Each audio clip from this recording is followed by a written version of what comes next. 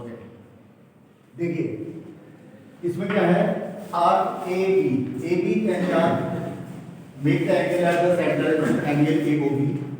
Angle A O B और same arc form the angle at P, that is APB. तो क्या होगा, ये है theorem two angle APB. Angle AOB is equal to 2 of angle APB. This is required to prove. Given में क्या है आपको, सर्कल है, वो is the centre of the circle, ठीक है, सेंटर एंगल O है और सर्कमफ्रेंस एंगल एट P है. क्लियर है. अब देखिए कंस्ट्रक्शन में क्या है, जॉइंट PO को मिलाओ और extend up to end. Joint PO and extend up to and.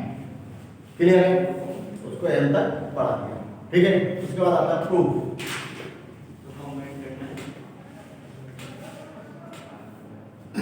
In triangle AOP, in triangle AOP, ध्यान से देखिए, OA is equal to OP. क्यों है ये, radius of same circle, radius of circle, ठीक है, रेडियस ऑफ सर्कल. जब तो क्या हुआ, angle OAP is equal to angle OPA, ठीक है. जब साइड्स आर इक्वल, जब ये साइड्स आर इक्वल तो एंगल्स आर आल्सो इक्वल, ठीक है. यहां तक क्लियर हो गया. It means these angles are equal. ये क्लियर हो गया. अब देखिए angle AOM is equal to कितना हुआ, AOM exterior angle of triangle equal to sum of opposite interior angle. पढ़ाया ना आपने. कोई भी ट्रायंगल हमारे पास है, ये इसका एक्सटीरियर एंगल है, तो इन दोनों एंगल के इक्वल होगा. ऐसे ही इसका एंगल दोनों एंगल के सम के इक्वल होगा. ये जो कल को एंगल क्या हुआ, OAP plus angle OPA. Clear. आप लिख सकते हैं कंसेप्ट को, exterior angle equal to sum of opposite interior angle. Angle AOM is equal to OPA. अब हमें तो P पे ध्यान देना है, क्या to to find the value of P. तो OAP जब क्या लिखेंगे, angle OPA plus angle OPA. Clear. In place of OAP we have already proved OPA equal to OAP. P पे क्यों आए, A क्यों हटा दिया, तो we have to prove angle P, तो हमको P पर ही जाना है. क्लियर. तो आंसर हो जाएगा 2 angle OPA. Angle AOM is equal to 2 angle OPA. यहां तक क्लियर हो गया. This side, if we take the same process on this side in triangle OPB, same process applied for this triangle OPB. Similarly for, आगे देखें, similarly in triangle, नाम दे दो triangle का, क्या नाम है, OBP. तो क्या हो जाएगा, ध्यान से देखिए क्या हो जाएगा. यहां से angle BOM is equal to 2 angle OPB. यहां से देखेंगे यहां क्या है, क्या हमने क्या निकाला था, BOM. पहले क्या निकाला था हमने, AOM. लेकिन हमसे AOM ये वाला एंगल किसके इक्वल था, इसके. बस BOM किसके हो गया, OPB. क्लियर है. और एडिंग 1 and 2, और एडिंग 1 and 2 को ऐड कीजिए तो क्या हो जाएगा, LHS में angle AOM plus angle BOM is equal to 2 angle OPA plus 2 angle OPB. Clear. और एडिंग लिख देंगे यहां पर, ऑन एडिंग 1 and 2. क्लियर है.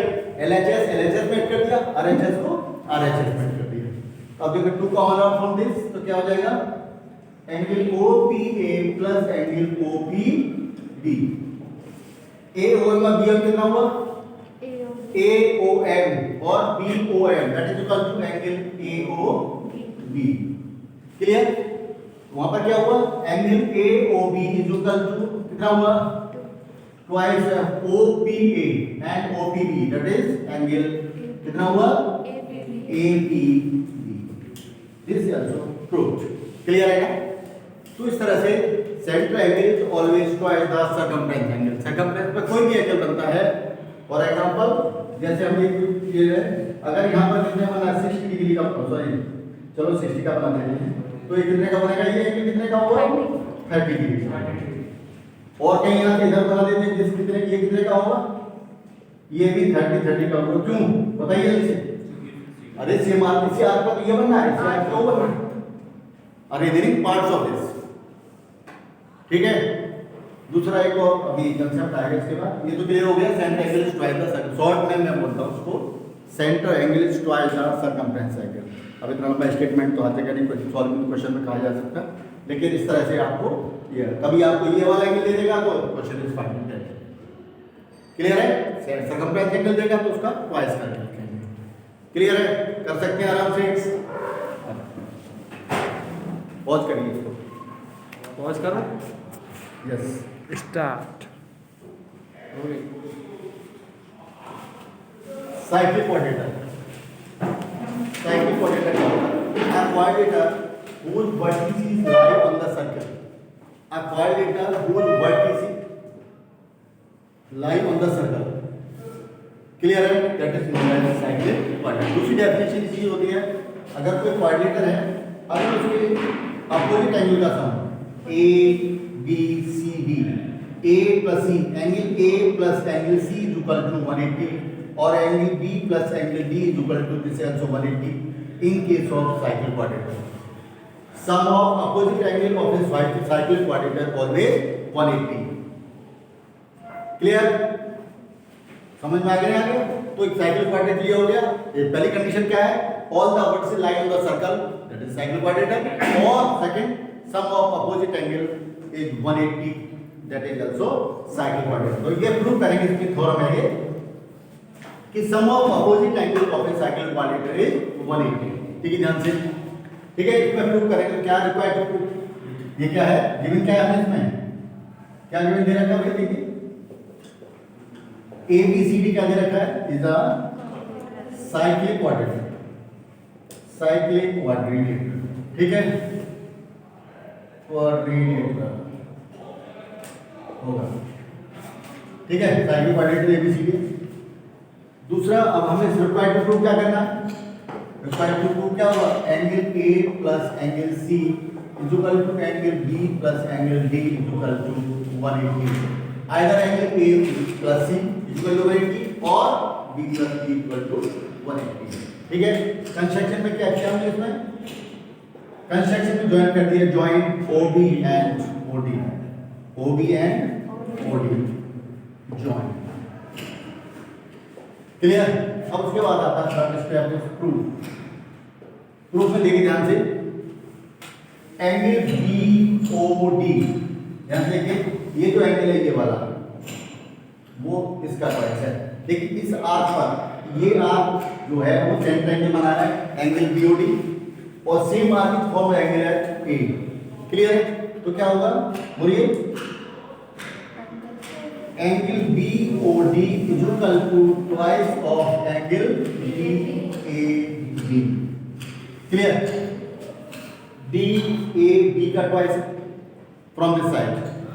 अब दूसरी तरफ देखिए, आप बता सकते हैं आगे कंसेप्ट क्या लिखेंगे यहाँ पर? क्या कंसेप्ट है इसका? Centre angle is twice the circumference. Clear है? समझ आ रहा है? नाउ लेट्स आगे आगे इधर से देखते हैं फ्रॉम दिस साइड, ये वाला। अब आप उधर खड़े होंगे, इधर से देख रहे हैं, तो क्या हुआ? एंगल क्या बोलेंगे इसे? BOD सेम है, लेकिन कंफ्यूजन हो जाएगा, that's why we have to write reflex angle.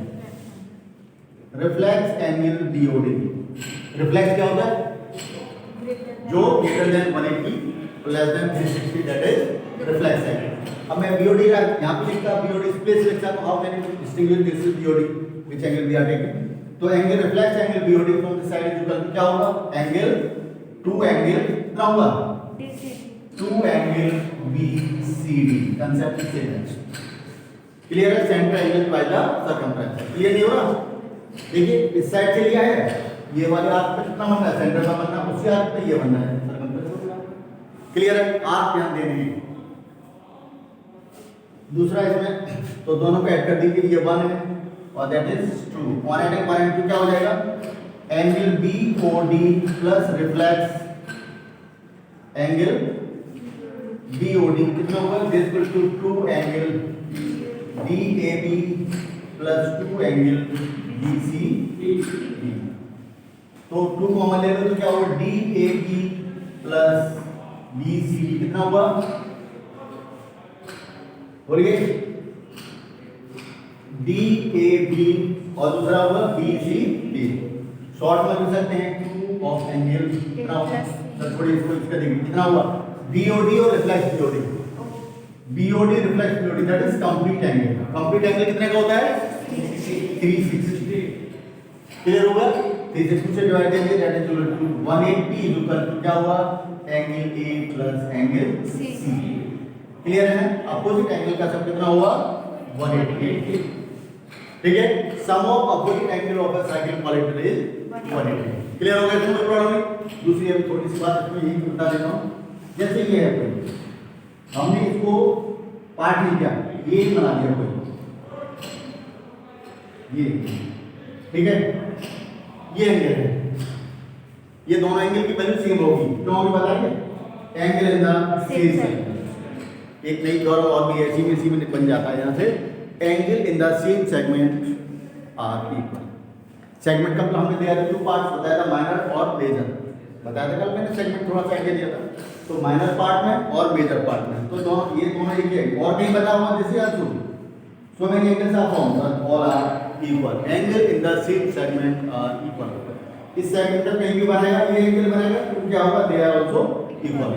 Either minor major doesn't matter, but you know find out these angles are equal. अगर एक एंगल दे देता है तो you can find the other angle also with their answers. Clear है? तो इस तरह से आगे एक्सरसाइज स्टार्ट करेंगे। एंगल्स का जितना भी था पूरा पार्ट में क्लियर कर दिया।